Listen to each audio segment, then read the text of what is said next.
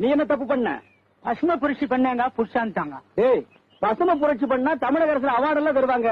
நீ என்ன அப்படி பசுமை பண்ண? கஞ்சா செடி வளர்த்தங்க. இந்த நாதாரி நாயே, பச்சையா இருக்கிறதெல்லாம் பசுமையாடா? அதான்டா நாட்டையே கெடுத்து குட்டிச்சவராக்குனது. ஏய், நீ என்ன பண்ண? கள்ளச்சாராயம் காய்ச்சனுங்க. இது சகஜம்பா.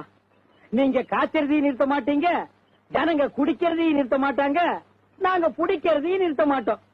இது விக்ரமாதித்தன் கதை மாதிரி.